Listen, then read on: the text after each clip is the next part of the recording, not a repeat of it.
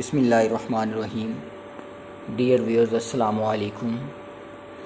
Learning with Umar Farooq में आपको खुशामदीद कहता हूँ। डियर व्यूअर्स, जैसा कि आपको जानते हैं कि मेरे चैनल के ऊपर ज़्यादातर जनरल नॉलेज के रिलेटेड जो वीडियोस होती हैं या जो कम्पिटिटिव एग्ज़ामिनेशन के हवाले से जो वीडियोस हैं वो अपलोड की जाती हैं।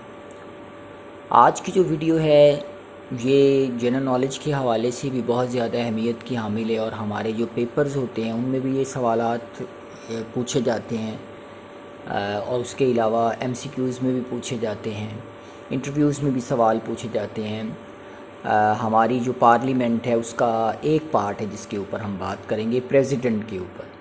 तो प्रेसिडेंट ऑफ पाकिस्तान की जो ज़िम्मेवारियां हैं या प्रेसिडेंट ऑफ पाकिस्तान का इलेक्शन किस तरह से होता है, कॉन्स्टिट्यूशन में क्या क्या चीज़ें प्रेसिडेंट को दी गई हैं, उस पर हम बात करेंगे। यानी आज के इस वीडियो में हम थारोली देखेंगे कि president of Islamic Republic of Pakistan को क्या क्या ज़िम्मेवारियां दी गई हैं पाकिस्तान के आइन में, जो 1973 का कॉन्स्टिट्यूशन है। तो इस वीडियो में हम जानेंगे president of Islamic Republic of Pakistan के बारे में, क्वालिफ़िकेशन क्या होती है प्रेसिडेंट की, इलेक्टोरल प्रोसीजर क्या होता है, टेन्यूर कितना होगा उसका, प्रेसिडेंट को आईन पाकिस्तान ने क्या क्या पावर्स दी हैं और प्रेसिडेंट ऑफ पाकिस्तान को रिमूव किस तरह से किया जा सकता है या क्या तरीक़ाकार है उसको रिमूव करने का, या इम्पीचमेंट का क्या तरीक़ाकार है। तो इस पर हम बात करेंगे। सबसे पहले जो है, जिस तरह भी मैंने बात की है आपसे कि हमारा जो पार्लियामेंट जो है वो कॉन्स्टिट्यूट होती है तीन जो उसके कंपोनेंट्स हैं, जिसके अंदर एक प्रेसिडेंट है, उसके बाद एक हमारा लोअर हाउस है जिसको हम नेशनल असम्बली कहते हैं और एक हमारा अपर हाउस है जिसको हम सेनेट का नाम देते हैं। इंशाल्लाह बाद की वीडियोस में हम उन पे भी बात करेंगे। हमारा जो प्रेसिडेंट है ये हेड ऑफ़ द स्टेट होता है जिसको हम सदर पाकिस्तान कहते हैं। इसको ऑफिशियली जो प्रेसिडेंट ऑफ इस्लामिक रिपब्लिक का नाम दिया गया था, ये दिया गया था जब हमारा पहला आइन जो है नाफिज किया गया था 1956 का। तो जो पाकिस्तान का सदर है, ये सदर पाकिस्तान है, वो कमांडर होता है पाकिस्तान की जितनी भी आर्म्ड फोर्सेस होती हैं। अब पाकिस्तान का जो पहला सदर था, आईन पाकिस्तान जब बनाया गया, पहला जो आईन पाकिस्तान बनाया गया 1956 में, तो गवर्नर जनरल का जो ओहदा था उसको कन्वर्ट कर दिया गया था प्रेसिडेंट ऑफ पाकिस्तान में। तो हमारा जो पहला सदर है वो उस वक़्त का जो आखिरी गवर्नर जनरल था मेजर जनरल सिकंदर मिर्ज़ा, उसको पहला सदर जो है वो नामज़द किया गया। और अभी आप सारे लोग जानते हैं हमारा जो प्रेसिडेंट ऑफ पाकिस्तान है वो डॉक्टर आरिफ अलवी साहब हैं जो सदर पाकिस्तान के तौर पे काम कर रहे हैं। तो अब हम मज़ीद बात करते हैं सदर पाकिस्तान की पहली चीज़ के ऊपर कि प्रेसिडेंट को किस तरह से, यानी कौन बंदा जो है ना प्रेसिडेंट बन सकता है, उसकी क्वालिफ़िकेशन क्या है। तो सबसे पहले आईन पाकिस्तान के आर्टिकल 41 के तहत वो बंदा पाकिस्तान का सदर बनने का अहल होता है, यानी क्वालिफाइड होता है। उसमें कौन सी चीज़ होनी चाहिए? पहली चीज़ तो ये है कि वो मुस्लिम होना चाहिए। और पाकिस्तान के आइन के अंदर ये बात बड़ी वाज़ेह की हुई है कि वो बंदा मुसलमान तसव्वुर होगा जो अल्लाह ताला की वहदानियत पे यकीन रखे, वननेस ऑफ अल्लाह के ऊपर यकीन रखे, और उसके बाद आप सल्लल्लाहु ताला अलैहि वसल्लम को अल्लाह ताला का आखिरी नबी और रसूल तसव्वुर करे, यानी ख़ातमुन नबीयीन माने आप सल्लल्लाहु ताला अलैहि वसल्लम को। उसके बाद जो दूसरी चीज़ है, उसकी उम्र जो है वो 45 ईयर्स होनी चाहिए। और तीसरी चीज़ ये है कि वो बंदा नेशनल असम्बली का मेंबर होने का अहल हो। यानी ये जो तीनों चीज़ें हैं अगर किसी बंदे में मौजूद हैं तो फिर वो क्या है, वो इस अहल है कि वो पाकिस्तान के प्रेसिडेंट के तौर के ऊपर काम कर सकता है। अब इसमें तीसरी जो बात है आइन के आर्टिकल 41 में कि प्रेसिडेंट को इलेक्ट किस तरह से किया, यानी प्रेसिडेंट का इलेक्शन किस तरह से होगा। तो किसी भी बंदे को जो पहली तौर पे है कि वो क्वालिफाइड हो, मुसलमान हो, उसके बाद 45 ईयर्स का हो और नेशनल असम्बली का मेंबर बनने का अहल हो।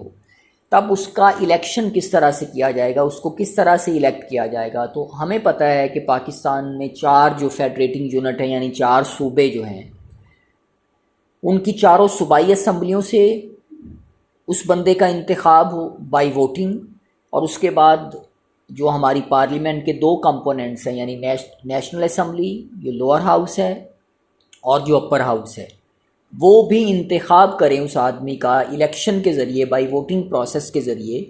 तो तब वो बंदा जो है ना प्रेसिडेंट का ऑफिस होल्ड कर पाएगा। Election to the office of president shall be held not earlier than 60 days and not later than 30 days before the expiration of the term of the president of Pakistan. यानी अगर किसी president of Pakistan की term expire होती है तो उसका जो election है वो 60 दिन से पहले नहीं होना चाहिए और 30 दिन से लेट नहीं होना चाहिए।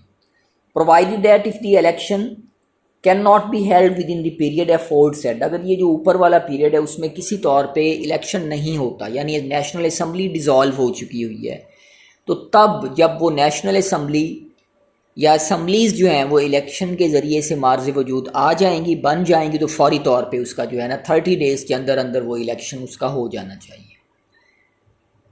An election to fill a vacancy in office of president shall be held not later than 30 days from the occurrence of the vacancy. किसी भी तरह के ऊपर अगर वैकेंसी जो है वो अक्कर कर जाती है प्रेसिडेंट की, तो उसका इलेक्शन जो है वो 30 दिन के अंदर अंदर हो जाना चाहिए, इससे लेट नहीं होना चाहिए।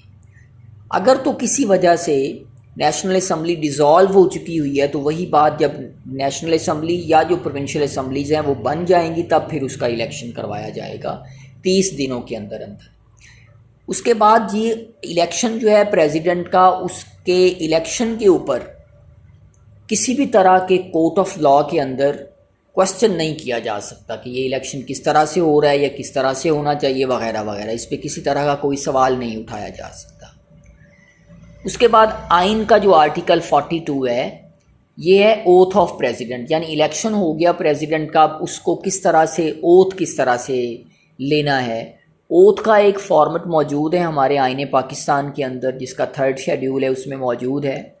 वो ओथ जो होगा वो सदर पाकिस्तान से चीफ जस्टिस ऑफ पाकिस्तान, वो जो भी उस वक्त होगा वो ओथ लेगा, जो एक फॉर्मेट के तहत हम देखते भी हैं कि जब भी सदर पाकिस्तान को इलेक्ट किया जाता है उसके बाद उनका ओथ होता है। तो वो ओथ कौन लेता है, वो जो sitting chief justice of Pakistan है वो लेता है।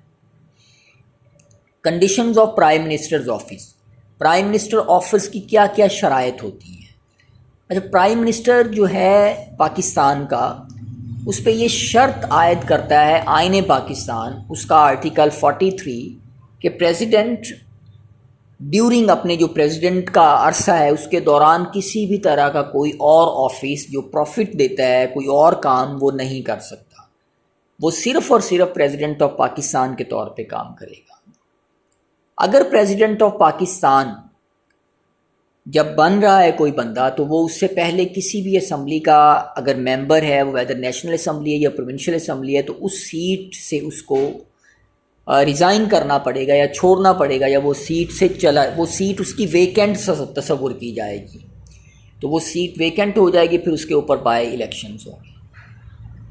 अब आइन का आर्टिकल 44 है the term of office of president, यानी प्रेसिडेंट के ऑफिस की टर्म कितनी होती है। तो आईने पाकिस्तान में जो प्रेसिडेंट ऑफ पाकिस्तान है उसकी जो टर्म है यानी उसका जो दौरानिया है वो 5 साल है। जिस दिन से प्रेसिडेंट ऑफ पाकिस्तान अपना ओथ ले लेगा उस दिन के बाद से 5 साल तक उसका जो टेन्यूर है, जो टर्म है, वो आईने पाकिस्तान में दर्ज की गई है।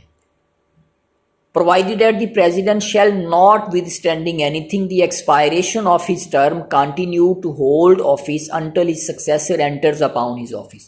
उस वक्त तक प्रेसिडेंट ऑफ पाकिस्तान अपने ऑफिस में काम करता रहेगा जब तक कि उसका सक्सेसर नहीं आ जाता।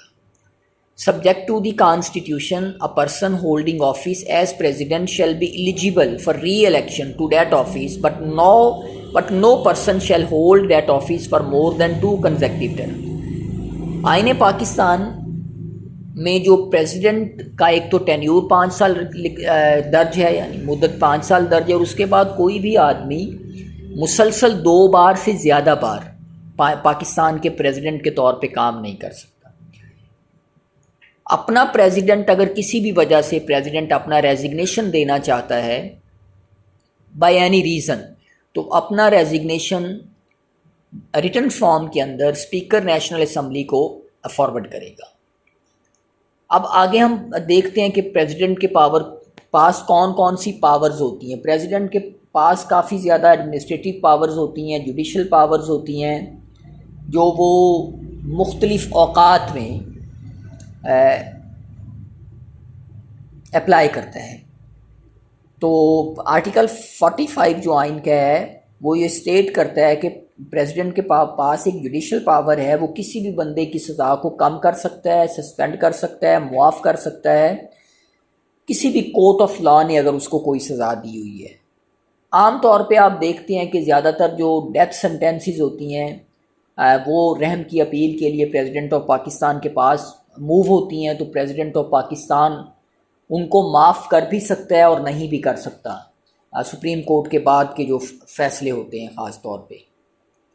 आइन का आर्टिकल 46 प्रेसिडेंट को केप्ट इन्फॉर्म्ड रखने के लिए होता है कि जो भी फैसले लिए जाते हैं नेशनल असम्बली के अंदर या सेनेट के अंदर, जो कैबिनेट लेती है, मुख्तलिफ़ किस्म के जो डिसीजंस होते हैं उनसे, चूँकि जो प्रेसिडेंट होता है वो हेड ऑफ़ द स्टेट होता है, तो इसी वजह से आइन पाकिस्तान की आर्टिकल 46 के मुताबिक प्रेसिडेंट को इन्फॉर्म रखना ज़रूरी होता है।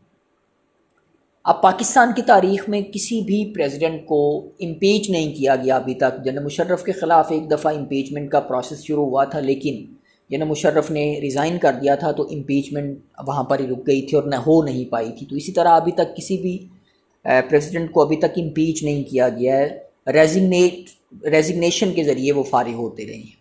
तो अगर ये ज़रूरी हो जाए कि किसी भी प्रेसिडेंट को इम्पीच करने से निकाला जा सकता है या किस तरह से निकाला जा सकता है, तो उसमें एक तरीक़ाकार है इम्पीचमेंट का।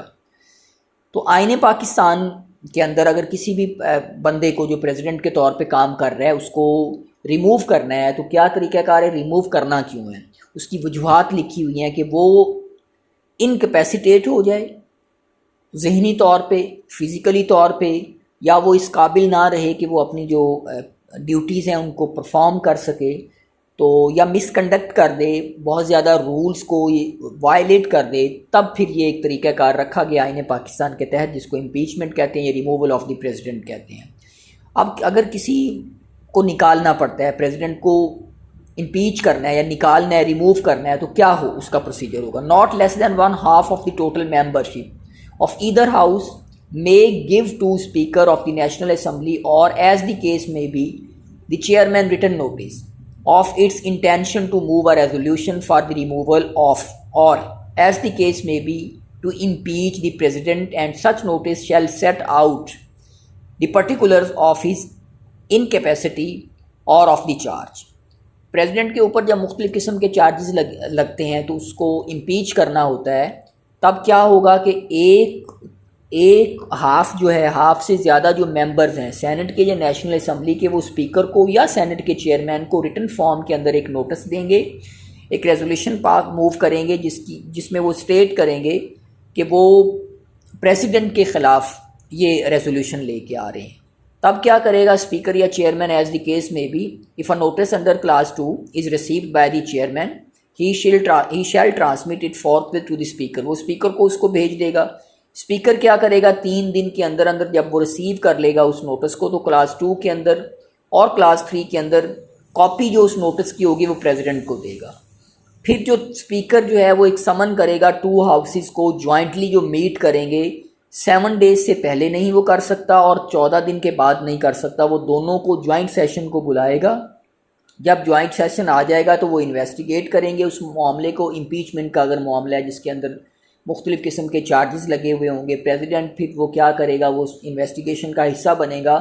अगर तो इम्पीचमेंट का प्रोसेस होता है तो वो अगर क्लियर हो जाता है तो इम्पीचमेंट फेल हो जाएगी। अगर वो चार्जेस साबित हो जाते हैं तो प्रेसिडेंट पे इम्पीचमेंट साबित हो जाएगी और प्रेसिडेंट का मुआखज़ा किया जाएगा। फिर अगर इस दौरान रेजिग्नेशन हो जाता है तो फिर इम्पीचमेंट से बच जाता है। यानी रेजिग्नेशन एक ऐसा तरीक़ाकार है जो इम्पीचमेंट से सदर को बचा सकता है। आगे है कि 48 का जो हमारा आर्टिकल 48 है वो president to act on advice, के प्रेसिडेंट एडवाइस के ऊपर एक्ट करता है। तो इसमें आगे जब अपॉइंटमेंट्स की हम जिक्र करेंगे, वो भी एक पावर है प्रेसिडेंट की, उसमें बताऊंगा कि एडवाइस पे किस तरह से वो अमल करते हैं। पाकिस्तान में कोई भी कानून जब बनाया जाता है, मूव किया जाता है, तो फाइनल जो होती है वो जो सिग्नेचर होते हैं, सिग्नेटरी अथॉरिटी होती है, वो प्रेसिडेंट ऑफ पाकिस्तान होता है। तो president to act on advice, यानी प्रेसिडेंट को जो एडवाइस भेजी जाती है वाया प्राइम मिनिस्टर और वाया कैबिनेट, उसके ऊपर प्रेसिडेंट को अमल करना होता है। In exercise of his function the president shall act on and in accordance with the advice of the cabinet और द प्राइम मिनिस्टर। यानी जो प्रेसिडेंट होता है, आइन का आर्टिकल 48 उसको बाउंड करता है कि वो जो एडवाइस भेजी गई है से कैबिनेट के ज़रिए भेजी गई है या प्राइम मिनिस्टर के ज़रिए भेजी गई, उसके ऊपर वो अमल करे, यानी उसके ऊपर वो साइन कर दे, उसको मान ले। बाज़ औक़ात ये होता है कि प्रेसिडेंट जो होता है वो रिव्यू करने के लिए उसको भेज देता है कि ये चीज़ को रिव्यू करें। अब कैबिनेट के पास या प्राइम मिनिस्टर के पास जब वो चीज़ दोबारा आती है तो फिर उसको वो रिव्यू करें या ना करें, अगर वो दोबारा उसको भेज सकते हैं तो प्राइम मिनिस्टर उसको रिजेक्ट नहीं करेगा, वो उसको साइन कर देगा। इन केस कि अगर वो ऐसा नहीं भी करता है तो उसको वो एक्सेप्टेड मान लिया जाएगा, चूँकि जो हमारी पार्लियामेंट है वो सुप्रीम तस्वुर की जाती है और सुप्रीम होती है हमारी पार्लियामेंट, जो है वो सुप्रीम है।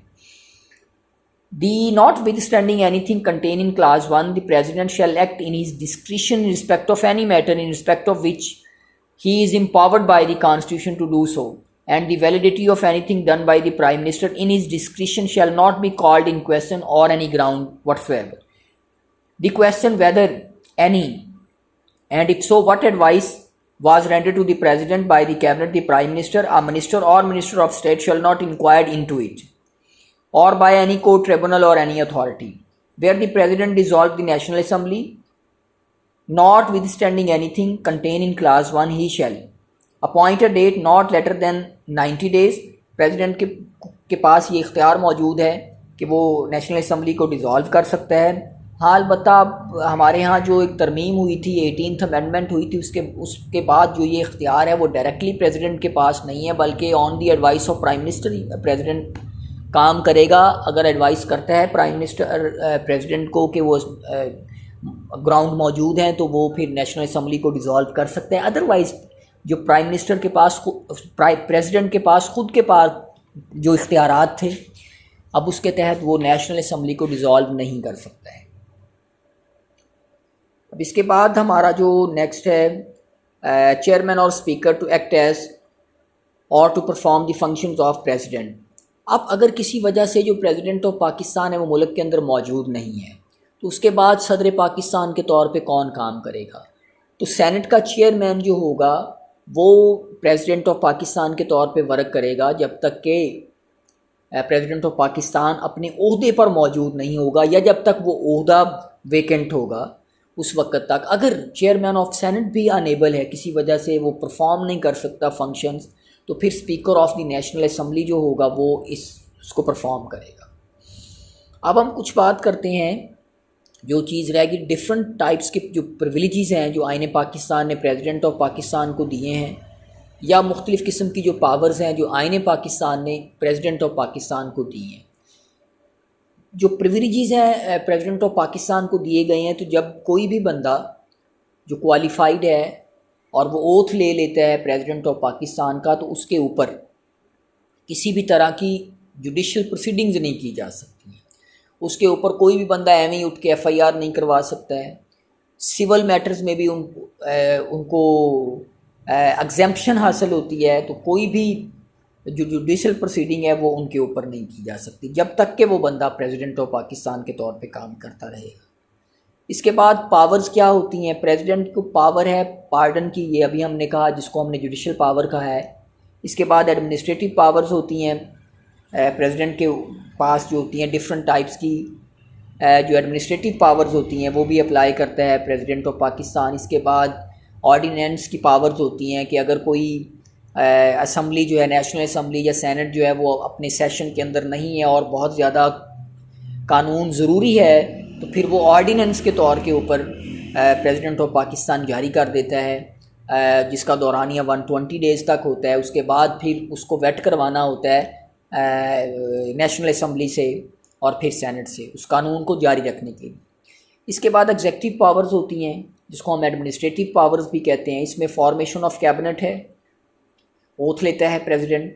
उसके बाद डिफरेंट टाइप्स की जो अपॉइंटमेंट्स है वो प्रेसिडेंट करता है। जितने भी हमारे यहाँ आइनी ओहदे हैं उनकी जो अपॉइंटमेंट्स होती हैं वो by the advice of prime minister president करता है। मिसाल के तौर पे ऑडिटर जनरल ऑफ पाकिस्तान का जो एक ओहदा है उसको उसकी अपॉइंटमेंट कौन करता है? प्रेसिडेंट ऑफ पाकिस्तान करता है। इस तरह अटॉर्नी जनरल ऑफ पाकिस्तान का जो ओहदा है उसकी अपॉइंटमेंट कौन करता है? वो प्रेसिडेंट ऑफ पाकिस्तान करता है। आर्म्ड फोर्सेस का भी शुरू में हमने कहा था जो कमांडर के तौर पे काम करता है। तो जितने भी हमारे जो चीफ़ ऑफ स्टाफ्स हैं, नेवल स्टाफ है, उसके बाद हमारा एयर मार्शल है, चीफ़ एयर मार्शल है, उसके बाद हमारा जो चीफ़ ऑफ आर्मी स्टाफ है, इनकी अपॉइंटमेंट्स कौन करता है? प्राइम मिनिस्टर ऑफ पाकिस्तान करता है। इसके बाद हम बात करें चीफ़ इलेक्शन कमिश्नर की, अगर हम बात करेंगे तो इसकी अपॉइंटमेंट कौन करता है? ये भी prime minister of Pakistan president of Pakistan करता है on the advice of prime minister of Pakistan. इसके बाद एमरजेंसी की पावर्स होती हैं। अल्लाह ना करे मुल्क के अंदर कोई ऐसी सूरत हाल पैदा हो जाती है जिसकी वजह से मुल्क के अंदर एमरजेंसी लगाना ज़रूरी हो जाती है। एमरजेंसी आप समझ लें कि एक तरह का एक मार्शल लॉ होता है। मार्शल लॉ में तो चूँकि वो फ़ौजी टेक ओवर के बाद होता है, लेकिन ये भी आप समझ लें कि एमरजेंसी के अंदर मुख्तलिफ़ किस्म की जो चीज़ें हैं उनको ख़त्म करने का इख्तियार होता है प्रेसिडेंट के पास। तो कई ऐसी वजूहात हैं जिसकी बुनियाद के ऊपर प्रेसिडेंट ऑफ पाकिस्तान के पास ये इख्तियार हासिल है कि वो मुल्क में एमरजेंसी का नफाज कर सकता है। इसके बाद प्रेसिडेंट ऑफ पाकिस्तान के पास फॉर्मेशन ऑफ कैबिनेट के इख्तियारात होते हैं, यानी कैबिनेट से वो ओथ लेता है। उसके बाद मुख्तलिफ़ किस्म की जो अपॉइंटमेंट्स हैं, जो आइनी अपॉइंटमेंट्स है, वो भी प्रेसिडेंट ऑफ पाकिस्तान करता है। मतलब अटॉर्नी जनरल ऑफ पाकिस्तान है, ऑडिटर जनरल ऑफ पाकिस्तान है, chief election commission of Pakistan है, चीफ़ ऑफ आर्मी स्टाफ है, अफवाज के जो सरबराहान हैं उनकी तकर्री भी प्रेसिडेंट ऑफ पाकिस्तान करता है। तो ये प्रेसिडेंट ऑफ पाकिस्तान के पास जो है एग्जेक्टिव इख्तियारात है कि मुख्तलिफ़ किस्म की जो वो अपॉइंटमेंट्स हैं वो उनको करता है। उसके बाद प्रेसिडेंट ऑफ पाकिस्तान के पास जो इख्तियारात हैं जो आईन पाकिस्तान ने उसको दिए हैं, उसकी अगर हम बात करें तो उसमें लेजिस्लेटिव जो प्रेसिडेंट ऑफ पाकिस्तान है उसका रोल होता है। तो प्रेसिडेंट ऑफ पाकिस्तान जो है वो डिज़ोल्व कर सकता है नेशनल असम्बली को, बस खुद नहीं कर सकता, ये एडवाइस पे करता है प्राइम मिनिस्टर ऑफ पाकिस्तान की। नेशनल असम्बली को डिज़ोल्व कर सकता है एडवाइस ऑफ प्राइम मिनिस्टर के जब मिलती है उसको। जिस तरह अभी हाल ही में एक मामला हुआ था, इमरान खान ने एडवाइस किया था सदर आरफ अलवी को, तो उन्होंने डिज़ोल्व कर दिया। सदर पाकिस्तान के पास आईन पाकिस्तान ने ये इख्तियार दिया है कि वो एड्रेस कर सकता है किसी एक हाउस को या दोनों हाउसेस को कर सकता है। फिर वो एक स्पेशल मैसेज जो है वो दे सकता है बिल के रिगार्डिंग किसी भी हाउस को जिसमें वो जो बिल जनरेट किया। उसके बाद वो ऑर्डिनेंसेस को जारी कर सकता है। ये सदर पाकिस्तान के पास इख्तियार मौजूद है। अप्रूवल ऑफ द बिल का इख्तियार सदर पाकिस्तान के पास मौजूद है, लेकिन आईन पाकिस्तान ये इजाज़त नहीं देता सदर पाकिस्तान को वो बिल्कुल जो है ना बिल को रिजेक्ट कर दे। चूँकि पार्लियामेंट सुप्रीम होती है, वो रिव्यू करने के लिए दोबारा बिल को भेज सकता है, लेकिन जब दोबारा बिल सदर पाकिस्तान के पास आता है तो वो उसको साइन करे या ना करे, उसको ऑटो ही ये समझा जाता है कि वो अप्रूव हो गया हुआ है और कानून का हिस्सा बन गया हुआ है। आज की इस वीडियो में हमने प्रेसिडेंट ऑफ पाकिस्तान के बारे में जाना है। उम्मीद करता हूँ ये वीडियो आपको पसंद आई होगी। पसंद आए लाइक करें, शेयर करें। आपके जहन में कोई भी सवाल है, कोई तजवीज़ देना चाहते हैं तो आप ज़रूर दीजिए। Thank you very much to all of you.